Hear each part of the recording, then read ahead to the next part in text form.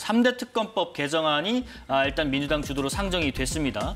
일단 3대 특검의 수사를 좀 확대하고 1심 재판을 중계하는 내용, 의무적 중계 이런 내용을 담고 있는데 여기에 대해서 지금 대법원에서는 이 모든 재판을 공개하고 경찰이 특검 사건의 기소와 또 공소 유지를 맡게 하는 특검법 개정안에 좀 신중한 검토가 필요하다. 사실상 반대 취지의 입장을 밝혔는데 이번에 먼저 들어보겠습니다. 국민의힘은 지금 대법원 법원행정처와 좀 비슷한 결의 의견이신가요? 그렇죠. 이제 기소권과 수사권을 분리하자고 했던 게 민주당 아니겠습니까? 그런데 네.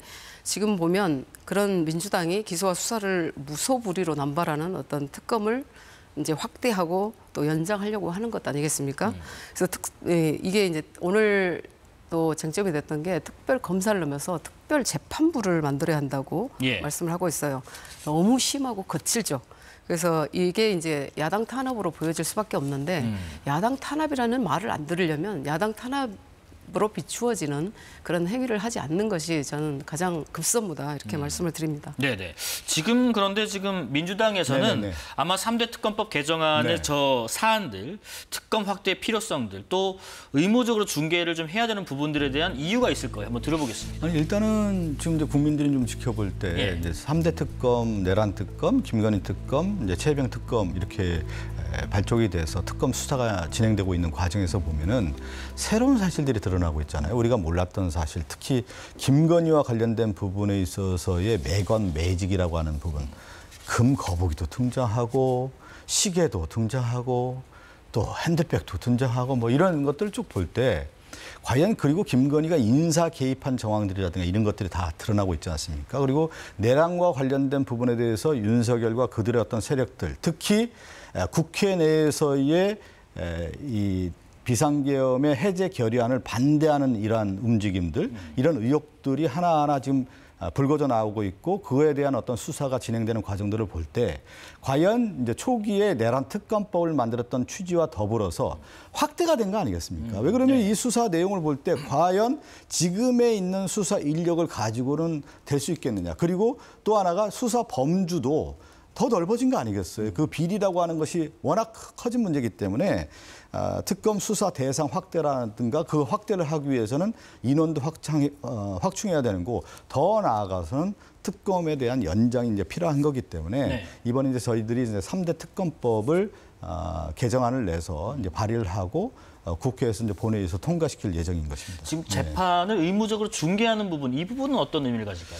아마 이제 이 내란은 우리나라 초유의 역사에 대통령이 내란을 저질렀다라고 하는 부분이고 그 과정에서의 관계된 자들의 어떤 비리들, 의혹들이 이제 불거져 나오는 거기 때문에 대국민들 입장에서 봤을 때는 과연 이것이 지난번에 헌법재판소의 헌법재판, 탄핵심판 과정을 볼 때 윤석열이 그 거짓말을 하는 실체가 다 드러나지 않았습니까?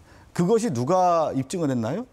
탄핵에 대한 거짓말을 입증해서 윤석열이 과연 탄핵의 주체라고 하는 것을 실질적으로 온 국민이 다 보지 않았습니까? 그런 측면에서 봤을 때는 이런 이제 재판에 대한 어떤 중계 이런 부분은 특히 내란과 관련된 국민들이 알 권리 차원에서는 반드시 필요한 거 아니냐. 그리고 그것이 추후에 대한민국의 민주주의의 어떤 건강성 그리고 민주주의의 어떤 시민적 교육을 위한 부분에 있어서도 저는 책임 있게 재판부가 이러한 부분에 대한 어떤 중계를 통해서 국민에게 알 권리를 충족시키는 것이 마땅한 것이 아니라 이렇게 좀 보고 있는 것이죠. 그럼에도 이런 의견을 좀 주지 않습니까? 서울에 있는 지검 2개를 합친 것 수준의 이미 특검의 수사 인원들이 확충이 돼 있는데 거기서 더 나아가는 이유는 무언가 하는 부분. 또 하나 지금 재판을 중계하는 부분이 좀 형평성 차원에서 맞지 않지 않느냐. 이런 의견에 대해서 어떤 생각 갖고 계세요? 그렇죠. 말씀하셨던 것처럼 지금 서울지검 2개를 합친 인원 또 그 기간 또 이런 부분을 보면 사실 지금까지 수사한 내용으로도 보면 이제 아주 많은 부분을 수사를 하셨을 거란 말입니다. 앞으로도 뭐 하시게 되겠죠. 근데 이런 인원 가지고 부족하다고 하면 수사력이 무능하거나 아니면 뭔가 야당 탄압을 위한 그런 부분으로 비춰질 수 있기 때문에 국민들이 보시기에 상식적이고 정말 합리적인 수준에서 하길 바라고요.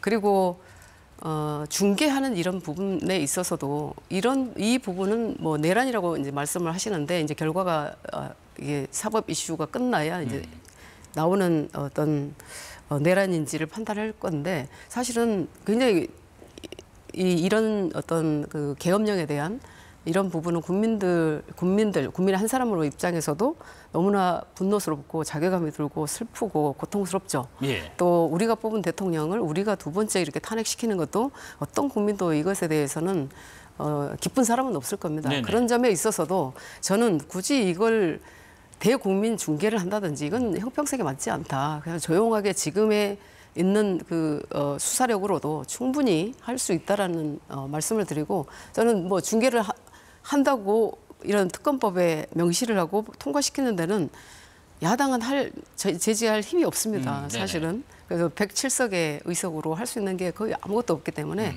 민주당이 원하는 대로 다 갈 겁니다. 그러나 국민들이 보시기에 과연 이게 합리적인가? 이게 무슨 국익에 도움이 되는 일인가? 국격에 도움이 되는 일인가? 이걸 뭐 전 세계 만방에 알려서 무슨 도움이 될 것인가? 물론 압니다. 네. 이런 중차대한 일이 국민들께 알려져야 된다는 사실은 알지만 저는 부적절하다고 생각합니다. 예. 하나만 좀 언급을 네, 좀 말씀하시죠. 드리면 이제 과거의 특검은 어떤 한 사건을 대상으로 한 사건이었죠. 그렇습니다. 그런데 지금 이제 이번에 내란 특검이라든가 김건희 특검, 최혜병 특검은 국가 권력을 대상으로 한 거예요. 국가 권력 중에 누구가 가장 그 장본인입니까? 혐의자입니까? 대통령이란 말이에요. 그런데 그 대통령이 소속돼 있는 국가 권력이라고 할 수 있는 군대입니다. 군대. 그리고 경찰, 그리고 내각, 그다음에 검찰, 그리고 또 하나가 가장 중요한 국회의 이런 내란 방조 혐의, 동조 혐의에 대한 관련된 부분. 그러니까 예. 국가 권력이 총동원된 사건, 역사의 초유에 대한 사건이기 때문에 이거는 이 특검을 통해서만 규명될 수밖에 없는 거고 제가 앞서 얘기한 것처럼 방대한 규모가 이미 특검 수사 관련된 내용들을 볼 때 하나하나 드러나기 때문에 이거에 대해서는 좀 더 특검의 수사 인력 확충이라든가 기간의 연장을 통해서 명확하게 진실을 규명하고 그에 대한 신상필벌이 반드시 필요하다는 것입니다. 예. 예. 사안의 특성을 고려해서 이렇게 조금 더 면밀하게 또 확대해서 취급을 해야 되는 것인가? 그렇지 않고 일관되고 또 형평성 있는 잣대를 들이대는 게 맞는 것인가 한번 지켜봐야 되고요. 지금 이런 가운데 오늘 내란 특검팀이 국민의힘 반발로 진행되지 못한 국민의힘 원내대표실 등에 대한 압수수색 시도를 사흘째 이어가고 있습니다. 이에 대한 여야 지도부 목소리 잠깐 들어보겠습니다. 제가 이상했던 점이 계엄 해제를 빨리 진행을 해서 계엄을 해제해야 되는데 안 그러면 군인들이 당장이라도 밀어다칠 수 있기 때문에 자꾸 시간을 끄는 게 느껴지는 거예요. 그 가운데 추경호 당시 대표가 있었던 거 아닙니까? 이 부분들은 저희가 입증을 분명히 해야 된다. 그리고 만약 입증을 하는 과정 중에 말씀하신 대로 당의 개입이 또 당시에 그 대통령실과의 교류가 충분히 있었다라고 한다면 그 부분에 대해서 또 심판을 받아야 되겠죠. 압수수색 영장이 이것은 완전히 불법입니다. 털어도 먼지가 안 나오니까 막무가내로 일단 야당 원내대표실을 털어서 별건 수사라도 한 가지 잡아보겠다. 이런 거 불법적인 과잉수사 아니겠습니까? 저와 우리 국민의힘은 끝까지 불법 무도한 특검과 더불어민주당의 일당 독재에 맞서 싸우겠습니다. 오늘 뭐 추경호 전 원내대표가 기자회견도 열고 있는 상황에서 일단 이 압수수색 관련해서 국민의힘은 어떤 입장인지 좀 의견 잠깐 들어보겠습니다. 제가 반복적으로 드리는 말씀인데 예. 이런 수사일수록 최대한 상식적이고 합리적이라야 된다. 그리고 절차적 하자가 없이 진행이 되어야 된다라는 말씀을 드립니다. 네. 근데 이제 특검이 아시겠지만 변호인 조력권조차도 이제 절차적 정당성을 지키지 않았고 또 당직자 집 앞에 가서 여행용 가방을 뒤지고 이런 상식적이지 않는 어떤 수사를 하고 있다라는 것은 온 국민이 지금 다 알고 있는 거고요. 예. 그 저는 이제 국회의장님이 이렇게 국회가 어떤 사정기관에 의해서 침탈 당하는데도 유감 한마디 없으십니다. 예, 그리고 그에 대해서는 저는 굉장히 실망스럽고 네. 이 국회의장님이 하셔야 될 일이 이제 중립적으로 국회 어떤 우리 입법기관을 보호해야 되는 거 아니겠습니까? 그런 입장에서 이제 당적도 없으신 거거든요. 그런데 그런 이제 그런 분이 민주당 국회의장님이신가 이런 말씀을 좀 드리고 싶고요. 네. 국회와 민주주의를 지켜나가야 된다. 거기에서 우리 의장님의 역할이 중요하고 또 화면에서 보시고 계시지만 그 촬영하신 분도 국회 사무처 직원인데 다른 당의 직원이 와서 저걸 막 촬영하고 있고 불법적으로 네네. 이런 부분들이 상식적이지 않습니다. 합법적이지도 않고 절차적 정당성도 지켜지지 않고 그렇기 때문에 야당 탄압으로 보여지는 수사는 매우 유감이기도 하지만 결국은 그 총구가 저는 이재명 정권으로 갈 거다 그렇게 보고 있습니다. 지금 그 과거의 그 국회의 어떤 기관에 대한 압수수색 시도나 이런 것들을 보면은 상호간에 좀 협의해서 이미 제출하는 경우도 있었고 또 하나가 근데 그럼에도 불구하고 추경호 전 원내대표가 당일에 어떤 행적들이 있다 보니까 자연스럽게 원내대표실을 압수수색하는 게 맞지 않느냐 이런 민당의 주장도 있지 않습니까? 어떻게 생각하세요? 민당 주장은 이제 당연히 그렇게 갈 수밖에 없는 네. 거고요. 저는 이제 하나 말씀드리고 싶은 것 중에 하나가 사상 초유의 어디가 침탈됐습니까? 민의의 본당이라고 하는 국회가 침탈됐어요. 국회가 침탈됐을 때 국민의힘에 있는 당시 그 지도부들이 어땠습니까? 어떤 입장도 냈어요? 안 냈잖아요.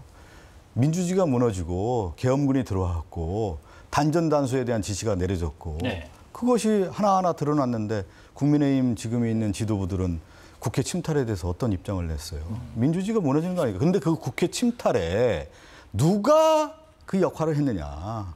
봤을 때 국민의힘 원내 지도부나 당 지도부가 역할을 한 거 아니냐라고 하는 의혹이 있는 거 아니겠습니까? 그러면 국민들이 바라볼 때 그 역할, 그러한 의혹에 대해서 국민의힘 지도부는 명확하게 해명을 해야 되는 거 아니겠습니까? 근데 그 해명하는 차원에서 특감이 봤을 때 원내 대표실에서 뭔가가 있을 수 있는 거 아니겠느냐. 그리고 특검에서는 수사를 그동안 진행해왔던 거 아니겠습니까? 그렇기 때문에 정당한 법 집행으로 통해서 특검 수사를 하겠다는 부분이기 때문에 저는 이 부분에 대해서는 좀 명확하게 입장을 정리할 필요가 있다. 우리는 내란과 관련이 없다. 이 부분을 명확하게 규명하기 위해서라도 오히려 적극적으로 나오는 게 마땅하다. 제가 그 윤석열 정권 들어서 이제 검찰 정권의 그 압박과 핍박이라고 하는 것이 어마어마했는데 그 당시 사상 초유로 민당 침탈을 했어요, 검찰이요. 몇 가지 사건과 관련된 부분이었는데 그것을 가지고 들어왔을 때 국민의힘은 어떻게 했냐면 정당한 압수수색을 받으라고 얘기를 했던 거였거든요. 그 당시에 수많은 우리 당의 압수수색이 있었을 때도 국민의힘에서 그렇게 했고 우리는 다 압수수색을 다 받았습니다. 그런 측면에서 봤을 때 이번에 그 국회의 그 계엄군의 침탈과 관련된 부분에 대해서 내란 특검이 수사를 하는데 그거에 대한 어떤 혐의점이 없다라고 하는 점을 규명하기 위해서라도 오히려 국민의힘은 적극적으로 이 부분에 대한 해명과 또 응할 필요가 수사에 응할 필요가 있지 않겠나 이런 생각을 갖고 있습니다. 지금 이 특검 수사 관련해서요. 재판부도 불응하고 있는 윤 전 대통령의 옥중 메시지가 또 전해진 상황입니다. 잠깐 보시면요. 모든 책임은 군 통수권자였던 본인에게 묻고 군인들에 대한 모든 수사와 재판을 멈춰달라, 공소를 취소하라라는 의견을 줬는데 일단은 관련해서 한 가지 먼저 좀 여쭤보겠습니다. 지금 윤 전 대통령과의 관계에 대한 입장 그리고 당내의 전반적인 분위기는 어떤지 좀 들어보고 싶어요. 우선 당의 입장은 네. 계엄령은 불법이었고 위헌이다라고 인정을 했고요. 그리고 정치적으로 오판이었다라고 저희가 이렇게 인정을 한 부분이고, 그리고 헌재 어떤 파면 결정에 네. 대한 것도 수용을 한 거죠. 그래서 그에 따라서 이제 조기 대선도 있었던 것이고, 윤 전 대통령은 이미 탈당을 한 지 오래인 분이고, 네. 그리고 사법 판단을 받고 계신 전직 대통령이고, 그래서 그 윤 전 대통령의 이야기조차도 당 내의 지도부에서는 나오지 않고 있는 상황이거든요. 어떻게 하면 정말 국민들에게 제대로 된 보수 정당의 모습으로 되찾아 드릴 것인가. 네. 어떻게 하면 우리가 과거와 단절하고 미래로 갈 것인가, 그런 논의를 지금 하고 있는 상황이고요. 아까 전직 대통령께서 다 내 책임이다라고 말씀을 하셨는데, 네. 저는 더 이상의 어떤 메시지는 불필요하다, 이런 말씀을 드리고요. 나오지 않았으면 좋겠다. 그렇죠. 예. 그리고 당당히 저렇게 말씀하셨으니까 말이 아니라 당당하게 어떤 법적 절차에 임하셔야 되고, 또 안 그러면 이제 옥중 정치라는 어떤 또 오해를 받고 그런 말을 듣고 우리 정당에도 큰 영향을 미치기 때문에 저는 담담하고 당당하게 법 절차에 임하시라 그렇게 말씀을 좀 드리고 싶습니다. 지금 그 윤 전 대통령이 써놓은 옥중 메시지를 네네. 어떻게 좀 읽고 계시고 또 하나가 거기에 대한 국민의힘 지도부 입장에서는 그 어떤 언급도 하지 않는다는 말씀하셨는데 국민의힘이 저런 윤 전 대통령의 어떤 메시지에 대해서는 이렇게 좀 대응하는 게 맞지 않겠냐는 조언을 하고 싶은 게 있으시나요? 일단 예. 윤석열의 정치 언어라고 할까요? 그런 한 순간순간 위기를 모면하기 위한 거짓말의 어떤 진행 과정이다 이렇게 봐요. 저는 윤석열 정권의 예고성이 뭐였냐면 바이든 날리면부터 시작한 거거든요. 사실은 거짓을 거짓으로 덮는 프레임 전환을 통해서 윤석열의 통치 수단을 해왔던 것들이 그대로 드러났고 네. 내란 과정에서도 거짓을 거짓으로 덮는 그러면서 누가 윤석열의 실체를 어떻게 봤으면 온 국민이 볼 때 자기가 내란을 저질러 놓고 자기는 내란과 상관이 없고 오히려 군인들이 알아서 했다. 모든 책임을 떠났던 것을 실체를 보지 않았습니까? 거짓의 그 윤석열 실체를 다 봤기 때문에 실망했고 윤석열의 그 민낯을 온 국민이 봤기 때문에 우리가 어떤 저런 대통령을 뽑았나라고 하는 회의적 시각을 다 가졌던 거 아니겠습니까? 그 이후에 검찰 출신입니다. 윤석열은. 예. 법을 집행했던 사람이고 온 세상을 검찰로서 살아왔던 세상이고 그것을 통해서 대통령이 된 사람인데 공정한 법 집행을 방해하고 그다음에 재판 진행 과정에서 재판에 나오지 않고 이런 모습을 볼 때 윤석열은 법을 무시하는 사람이구나라고 했는데 오늘 저 메시지는 뭐냐. 단순하게 또 다른 위기를 모면하기 위한 거짓 행위다 이렇게밖에 읽혀지지 않는 것이고요. 네. 저는 신뢰할 수 없는 언어라고 봅니다. 그렇게 본다고 하면은 저는 이제 장동혁 대표나 우리 이 양양자 최고위원 같은 분들은 이제 합리적인 분들인데 장동혁 대표는 누구랑 손잡았습니까? 전환길과 손잡았잖아요. 윤 어게인을 외치는 극우파 아스팔트 위에 있는 전환길과 손잡아서 그 당심을 가지고 국민의 민심에서는 버림을 받았지만 극우파 노선을 걷는 전환길과 손잡음으로 인해서 장동혁이 당대표가 됐고 저는 과감하게 절연하기는 어렵다고 봅니다. 왜 그러냐면 지지 기반이 거기서 나왔기 때문에. 네. 그런 가운데 또 김민수 최고위원도 그러한 윤 어게인을 외치는 사람이 죄가 없다는 거 아니겠어요? 온 국민이 죄가 있다고 하는데 국민의힘에 있는 야당의 최고위원이 윤은 죄가 없다라고 하는 것을 이렇게 얘기했을 경우에 저는 이미 국민의힘의 지도부 구성 자체가 윤석열과 절연하기도 어렵고 함정에 이미 빠졌다. 저는 과감한 절연을 통해서 대한민국의 민주주의를 살리는 보수의 가치로서의 가야만 국민의힘이 살아남을 수가 있는 것이지 지금과 같은 내란을 옹호하는 스탠스를 계속 유지해가지고는 저는 국민에게 선택받기는 어렵다. 그런 차원에서 윤석열과 이 내란에 대한 수사에 있어서 오히려 과감하게 수사를 수용해주고 절연할 때만 국민의힘이 탈바꿈해서 다시 한번 보수의 기치 아래서 새로운 정당으로서 갈 수가 있는 것이지 지금과 같은 태도로서는 저는 영원히 어렵다 이렇게 보고 있습니다. 지금 지도부 일원이신데 혹시 박 의원님 의견에 좀 보태실 말씀 있으실지요? 한마디로 걱정 안 하셔도 될 것 같습니다. 양양자 최고위원 네. 때문에 걱정 안 하겠습니다. 네, 그렇습니다. 제가 극단을 통하게 하는 양도치 아니겠습니까? 네, 그래서 우려해 주시는 바는 저희가 감사하게 받아들이면서 저희 지도부가 정말 국민들을 위한 어떤 정책이나 또 입법이나 이런 부분들 신경을 쓰도록 하겠습니다. 네.